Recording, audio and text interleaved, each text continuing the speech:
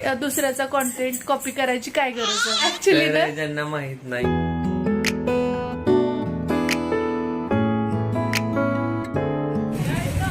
व्हीलची पण साईज वाढवली त्यांनी, 14ची केली आहे. मस्त झालं एकदम. पण तुम्ही तर म्हटलं की एवढ्या कमी एज मध्ये दोन्ही गोष्टी झाल्या ते हा ना. हाय हॅलो नमस्कार. आपल्या चॅनलवरच्या अजून एका नवीन ब्लॉग मध्ये मी वर्षा तुमचं अगदी मनापासून स्वागत करते. खरं तर कोल्हापूरमध्ये आता आल्यानंतर सुरुवातीचे 2-4 दिवस तर करमतच नाही, कारण साहजिक आहे की एवढ्या माणसांमधून आपण आलेलो असतो आणि परत इकडे आलं की एक एकटं वाटायला लागतं. हे ड्युटीला, श्री शाळेला, शांभवी आणि मी आम्ही दोघीच असतो. त्यामुळे तर आता थोडंफार किचनचं वगैरे मी आवरून घेतलेलं आहे क्लिनिंग करून, पण तितकी डीप केलेली नाहीये. पण आम्हाला स्वयंपाक वगैरे बनवून कामापुरतं खाण्यापुरतं तरी झालंय. शांभवी वाजवते मध्ये मध्ये, तुम्हाला आवाज येत असेल तर. तिचं खेळणं माझ्या आसपास इथेच असतं. आणि फॅन वगैरे पण क्लीन करायचे आहेत. घरात खूप धूळ झाली आहे, थोडंफार क्लिनिंग असणार आहे. थोडंसं रुळायला पण वेळ जातो, त्यामुळे मधले आल्याबरोबर काही दिवस शूटच केलं नाही मी.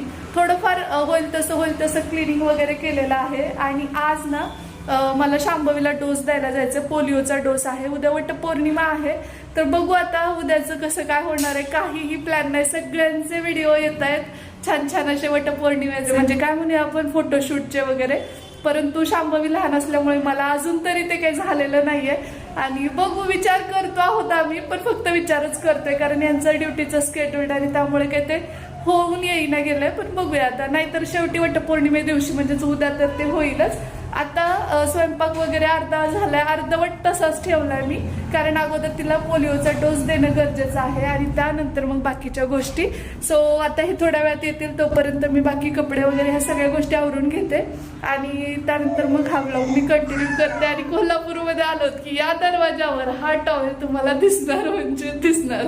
इतरांच्या तुलनेमध्ये घरामध्ये लहान मुलं असणाऱ्यांच्यात जास्त कपडे पडतात, पण त्यापेक्षाही गावाकडून जेव्हा आपण येतो तर पहिले 15-20 दिवस कपडे धुण्यातच जातं. म्हणजे मुलांचे युनिफॉर्म, टिफिन बॅग, त्यानंतर जे काही अंतरायचे पांघरायचे कपडे असतात ते सगळेच थोडेसे, म्हणजे आपल्यालाच ते वाटतं की ते धूळ झाली असेल, नको आता ते एकदा क्लीन करून घेऊ आणि मगच वापरायला घेऊ.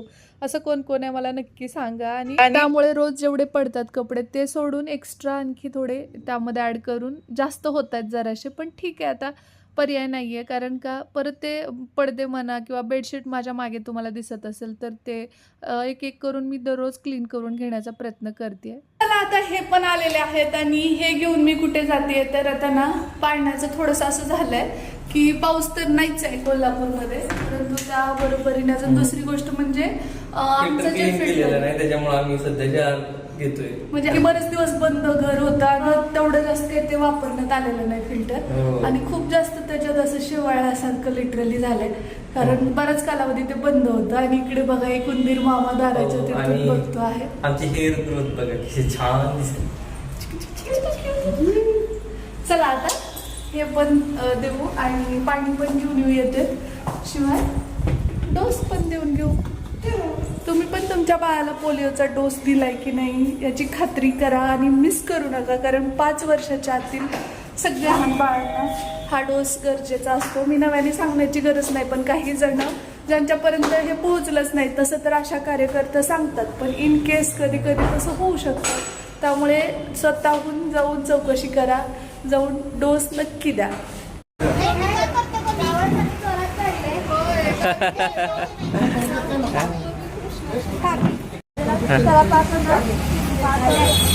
नाव नोंदणी वगैरे या गोष्टी ज्या बेसिक फॉर्मॅलिटीज असतात त्या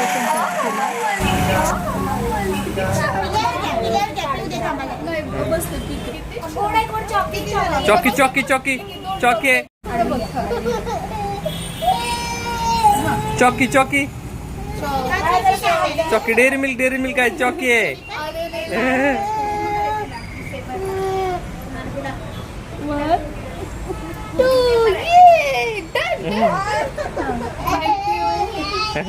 काय केलं?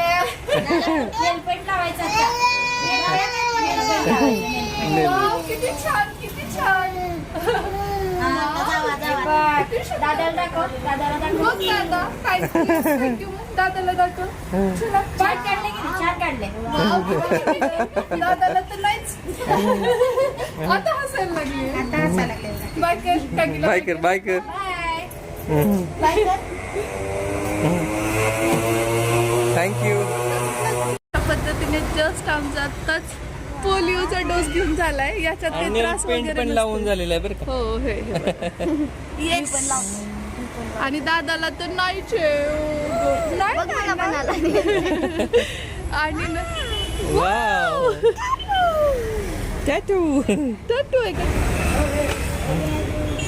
आणि ना हिचं कोल्हापूरमध्ये तितके नाही पण हिच्या तिकडे गेल्यास डोस कम्प्लीट केले. हो. त्या वयात ते झालेले. सर्व डोस वेळेवर आणि घेतले ह्या होते. डोसचा काही त्रास तर नसतोच, पण बाकीचे जे असतात ना, मागचा तिचा 1.5 वर्षाचा डोस होता तो खूप पेनफुल होता. हा. दोन्ही पायाला हाताला वगैरे, त्यामुळं खूप त्रास झाला होता तिला.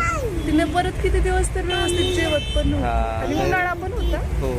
आणखी काही पाऊस येईल तुमच्याकडे आहे ते सांगा मला. डोस घ्या, हेल्दी राहा.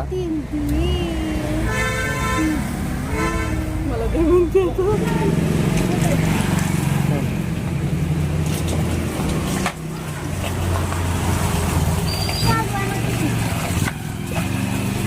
ती बघ म्हणती ते वर्ष याच्याकडे कसं खाली. हो. छान छान.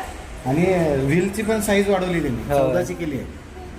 मस्त. मस्त झालं एकदम. पण मी तर म्हटलं की एवढ्या कमी एज मध्ये दोन्ही गोष्टी झाल्या ते हा ना. महत्त्वाचं. आता हो पुढे ना. काय यांचं फक्त शिक्षणाचं ते राहिलं. एकदा ह्यांचे घर आणि गाडी हेच मोठं स्वप्न. मी घेणार होतो सेकंड हँड गाडी, पण ते नंतर विचार केला. मी आता काय वयाच्या 18 आमच्या सोसायटीमध्ये आमचे जे शेजारी आहेत तर त्यांनी नवीन 4 व्हीलर घेतली आहे आणि त्याविषयीच ते सांगत होते आणि खूप आनंद झाला खरं तर. काय त्यांच्याकडनं नवीन कारचे पेढे खाल्ले आणि त्यानंतर आम्ही वरती आलोत आणि आल्याबरोबर स्वयंपाकाला लागले. अर्धवट स्वयंपाक मगाशी झालेला होता तर तो पूर्ण करून घ्यावा म्हटलं. तर चला आज ना बेसनाचा चिला होता आमच्याकडे नाश्त्याला आणि चपात्या वगैरे करून घेते मी. बाहेर मस्त पाऊस सुरू झालाय. मगाशीच मी म्हटलं होतं पाऊस यायला पाहिजे आणि आलाच. खूपच छान वाटतंय. आणि खरं तर या सीझन मध्ये म्हणजे पूर्ण महाराष्ट्रावरच तो विषय सध्या चाललाय की आता पेरण्या वगैरे झालेल्या असल्या पाहिजे त्या, पण दुर्दैवाने नाही आहे. पण आता अशी प्रार्थना करूया की आता आलायस तर आता जाऊ नकोस. खूप सगळ्यांना सुखावून सगळ्यांना म्हणजे पाहिजे एवढा येऊन मोज जा. आणि चला आता चपात्या वगैरे करून घेते मी आणि मग जेवण करून तुम्हाला काही ऑर्गनायझर वगैरे मी मागवलेले आहेत जे काही गावाकडे असताना आलेले आहेत तर ते शेजारी ठेवले होते ते पण मी तुम्हाला दाखवणार आहे. कपाट पण मला आवडायचं आहे तर त्या सगळ्या गोष्टी पुढे तुमच्यासोबत शेअर करते. थोडीशी क्लिनिंग वगैरे सगळं एकाच दिवशी नाही करणार आहे. थोडं जसं होतंय तसं करूया. आम्हाला जेवायला बसली आहेत आणि चपात्या वगैरे तिकडे खाली घेतली मी. आता सगळीकडे भाजी बनतीये. आता ना इकडे स्वयंपाक वगैरे झालाय माझा सगळा. मकाचं कढी सेट. तर हे ना थोडंसं भाजायचं की उकडायचं हा प्रश्न चाललेला आहे. तर बघूया आता 5 वाजता वगैरे आपण हे करूया किंवा रात्री. आता जेवण करूया.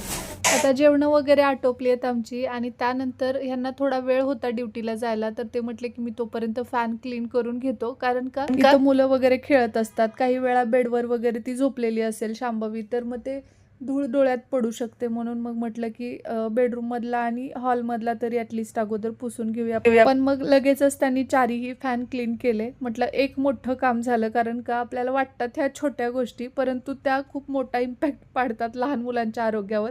त्यानंतर श्रीचा अभ्यास घ्यायला बसले होते मी. आज मैं बहुत उदास हूँ. उसका सिबलत क्या होगा? मैं बहुत उदास हूँ. दुखी. यस. साबुत. ठीक ठाक. पुरा. डेड. डेड. डेड म्हणजे बरं आपला यूट्यूब मास्टर क्लास येत्या 15 जुलैला सुरू होतोय. स्क्रीनवर कॉन्टॅक्ट नंबर दिला. ऍडमिशन सुरू झालं. सुसज्जित शब्द दिलाच नाही. मैंने घर बहुत सुसज्जित किया है क्योंकि घर पे मेहमान आने वाले हैं. मेरे बेटे के फ्रेंड्स आने वाले हैं इसीलिए घर मैंने बहुत सुसज्जित किया है. साफ. अच्छी तरह से सजा हुआ. नॉट ओनली साफ. मग असं असतं की मैंने घर बहुत साफ रखा है साफ सुथरा रखा है बट सुसज्जित यानी अच्छी तरह से सजा हुआ. बेबसी. देन उदास. उदास यानी दुखी. बेबसी दिस इज अ डिफरेंट वर्ड. सारी बेबसी आणि लाचार. आमची जेवण वगैरे मग अशीच आटोपली. त्यानंतर हे आता ड्युटीला गेलेत आणि श्री अभ्यास करतोय.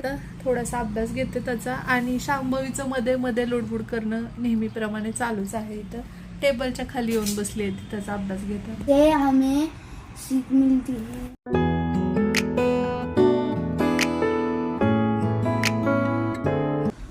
और अपने नए रूप को स्वीकार करूंगा.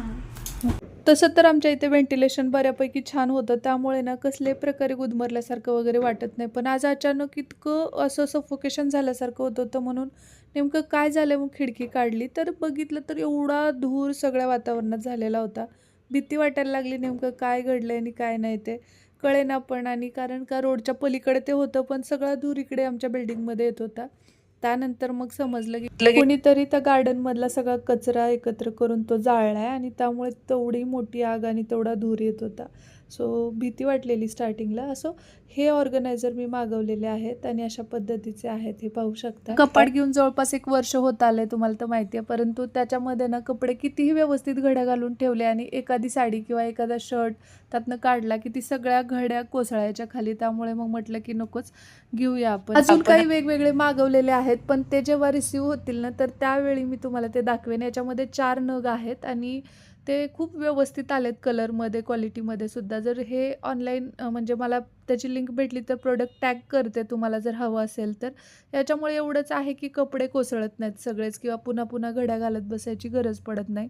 त्यामुळे मग हे सोपं पडतं. आणि साड्यांचे सुद्धा माझ्या खूप हाल होत आहेत, तर त्यामुळे मग त्यासाठी सुद्धा काही वेगळे ऑर्गनायझर असतील तर मला नक्की तुम्ही कमेंट बॉक्समध्ये सांगा. तुम्ही यूज करत असाल आणि तुम्हाला त्याचा खरंच उपयोग वाटला असेल तर. आता तुर्तास मी याच्यामध्ये साड्या ठेवल्यात आणि यांचे जे काही कपडे आहेत ते सुद्धा म्हणजे शर्ट वगैरे जे आहेत ते याच्यामध्ये ठेवलेले आहेत. बाकी खूप सारा पसारा काढला होता पण मोजकं तरी आपण व्यवस्थित ठेवावं म्हणून मग इकडे वरच्या बाजूला त्यांचे शर्ट्स ठेवलेत. हे बघा, हे काहीसं असं दिसतंय सध्या आणि याच्यामध्ये शर्ट पॅन्ट वगैरे सुद्धा आपण व्यवस्थित ठेवू शकतो. पण मी सध्या एका ऑर्गनायझरमध्ये साड्या ठेवल्यात आणि मला ना हे जास्त बेनिफिशियल यामुळे वाटतं की एकतर ते कोणती साडी आहे ते पण दिसतं आणि आपल्याला ती बरोबर ओढून घेता येते आणि सगळ्या अशा घड्या विस्कटत नाहीत. म्हणजे त्याचा पर्पज जो आहे तो साध्य होतोय सध्या तरी असं मला वाटतंय. पण तरीही मला अजून काही ऑप्शन्स असतील तर नक्की कळवा, त्यानुसार मग मी अजून मागवेन आणि मग व्यवस्थित सगळं माझं जे काही कपाट आहे ते छान टापटीप राहील. कारण कितीतरी वेळा मी वैतागून गेलेली लिटरली. आणि याला हे पकडायला आहे त्यामुळे हे बरं वाटतं मला. याच्यात स्त्रीच्या पॅन्ट वगैरे ठेवल्यात मी. हे एक दुसऱ्या प्रकारचं मागवलेलं आहे. एक करत दिवस कसा संपतो हेच लक्षात येत नाही सध्या. अशा पद्धतीने आजचा हा पूर्ण आमचा दिवस गेलेला आहे. जेवण वगैरे झाले जस्ट आणि कपाट वगैरे लावलं, अर्धवट झालंय ते पण. आता बाकी राहिलेलं नंतर उद्या करते मी माझ्या वेळेनुसार. आणि थोडंफार आणखी राहिलेलं आहेच, वेळ कमी पडला म्हणायला हरकत नाही. अजून एक गोष्ट मला शेअर करायची आहे तुमच्यासोबत. काही जणांचा गैरसमज होतो बघा. कसं असतं, जेव्हा तुम्हाला एखादं कोलॅबरेशन येतं तर त्यावेळी त्यांची एक थीम असते. आता वटसावित्री पौर्णिमा त्याची एक थीम होती की त्यांनी स्क्रिप्ट पाठवतात आपल्याला, म्हणजे सांगतात की हजबंड अँड वाईफचा असा व्हिडिओ आहे, आई आणि मुलीची ही अशी थीम आहे, तर तुम्ही यातली कुठली करायची आहे. तर आपल्या चॅनलसाठीचं ते स्वतः आपल्याला सजेस्ट करतात आणि त्यानुसार मग आम्हाला वटसावित्री पौर्णिमेसाठी कोलॅबरेशन होतं. त्यामध्ये दोघांचं हे होतं की यांनी ते चिट्स उचलायच्या आणि त्यानुसार माझा लुक करायचा. आता काही जणींनी अशा कमेंट केल्यात, काही नाही 1-2च कमेंट आहेत, पण दुसऱ्याचा कॉन्टेंट कॉपी करायची काय गरज आहे. तर ऍक्च्युली ज्यांना माहित नाही किंवा कोलॅबरेशन काय असतात, पेड प्रमोशन काय असतं, यूट्यूबच्या माध्यमातून कसा रेव्हेन्यू जनरेट होतो, त्याचे किती म्हणजे वेगवेगळे प्रकार, कुठल्या माध्यमातून ते अर्निंग होतं, ह्या सगळ्या गोष्टीची माहिती नसेल त्यांना, तर त्यांना माहिती करून घ्यायचं असेल अथवा यूट्यूबमध्ये करिअर सुरू करायचं असेल तर मॅडमचा 15 जुलैला नवीन बॅच आहे. ऍक्च्युली ती बॅच जॉईन करा, जेणेकरून कसं आहे माहिती आहे का, तर इन्स्टावर स्क्रोल करत बसण्यापेक्षा जर आपल्याकडे काही कला कौशल्य असतील, काही छंद असेल, तो आपण याच्या माध्यमातून शेअर केलं तर आपण त्यातनं घर बसल्या आपण अर्निंग सुद्धा करू शकतो. तर यासंबंधी अधिक माहितीसाठी स्क्रीनवर कॉन्टॅक्ट नंबर मॅडमचा असेल, त्यावरती लगेच जा आणि कॉन्टॅक्ट करा आणि एक बेसिक टू ॲडव्हान्स सगळ्या गोष्टी तुम्हाला तिथे पाहायला मिळतील. बरं, आता हे झालं क्लासचं. पण मला हे सांगायचं आहे की कसं असतं माहिती का, तुम्हाला सगळे जेवढे काही क्रिएटर्स आहेत तर त्यांच्या पेजवरती जिथे हस्बंड वाईफ ब्लॉग मध्ये दिसतात तर तिथे ना सेमच गोष्टी दिसून येतील. फक्त ते त्यांचा टच असतो की ऑर्गॅनिक कॉन्टेंट जो आहे तो स्टार्टिंगला कसा द्यायचा ते, परंतु त्यानंतर जे काही असणार आहे की चिट्स करणं म्हणा आणि त्यावरती हे किंवा मग कॅम्पेन असतं ते सेम कॅम्पेनचं थीम असते त्यानुसारच ते करावं आमरस लागतं. आला, आंब्याचा सीझन सगळ्यांच्या channelवर ते तसंच दिसणार. थोडा किंचित चेंज असतो. त्याच्यामुळे कसं त्या समजून घेण्याच्या गोष्टी येतात. नाही, खूप जणांचं आता समजा मी एखादी कॉन्सेप्ट केलेली आहे आणि ती कॉन्सेप्ट इतर कुणाच्या चॅनलवर दिसली तुम्हाला सेम, तर तुम्ही त्यांना जाऊन अशी कमेंट नका करू की का कॉपी केलं हिचं, असं ते करायला पाहिजे वगैरे. तर ते तसं नाही. ऍक्च्युली ते ब्रँडची रिक्वायरमेंट असते आणि ते प्रत्येक क्रिएटरला माहित असतं की आता कुठलं कॅम्पेन चाललंय आणि कशासाठी हे असं आहे. सो क्रिएटर मधला हा विषय नाहीये, पण जे बघणार आहेत त्यांच्यासाठी सांगते की हे माहिती असावं तुम्हाला. ही जर सेम आणखी दुसरीकडे दिसलं तर ते कॉपी केलं असं नसतं, तर ते ते same रिक्वायरमेंट script आहे, असते. त्यानुसार आपल्याला ते करावं लागतं. सो ह्या गोष्टी आहेत. मला आली कमेंट म्हणून मला वाटलं की आपण ते क्लिअर करावं, कारण खूप जणांना ते माहिती नसतं ना. तेच ना, यातले बारकावे काही माहित नसतात आपल्याला, तसं वाटू शकतं. पण ते कसं आता क्लिअर झालं असेल मला. हो. कसा वाटला आजचा ब्लॉग ते सांगा. होप आवडला असेल तर व्हिडिओला लाईक करा, शेअर करा आणि सबस्क्राईब करायला अजिबात विसरू नका. सबस्क्राईब केल्यानंतर बेल आयकॉनवर पण हिट करा. भेटू आपण लवकरच उद्याच्याच नवीन ब्लॉग सोबत. तोपर्यंत जय हिंद, जय महाराष्ट्र, जय जिजाऊ, जय शिवराय. आणि बघा हे हे पण येते पळत पळत, त्याला सगळं कळते.